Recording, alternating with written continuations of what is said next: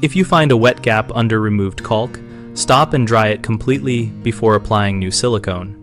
First, soak up any standing water with an absorbent rag and press into the gap until no more liquid transfers. Next, use a low-heat hairdryer held several inches away and move it back and forth to evaporate trapped moisture. Concentrate on seams and corners where water hides.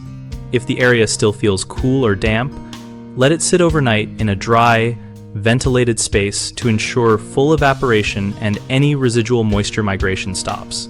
Before sealing, run your finger lightly along the joint to confirm it is warm and dry, and then wipe with isopropyl alcohol to remove oils and microscopic residue, which improves adhesion.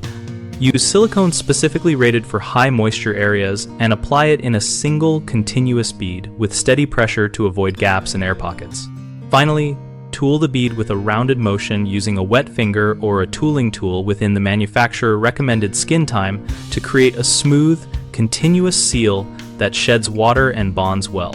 Common mistakes include sealing while the gap is still damp, which causes immediate bond failure and promotes mold. Always confirm dryness and use a hairdryer or overnight wait. Another issue is neglecting surface cleaning, so oils and soap scum block adhesion. Wipe with isopropyl alcohol after drying to remove residues. A third problem is using the wrong sealant. Many home caulks are not formulated for constant moisture, so choose a bathroom or kitchen-grade silicone and apply a single smooth bead to prevent water intrusion. BigHomeProjects.com connects homeowners with local contractors and provides a discussion community where we share tips and experiences about repairs like caulking and surface preparation. We help contractors find work by showcasing projects and letting them join conversations with homeowners looking for help.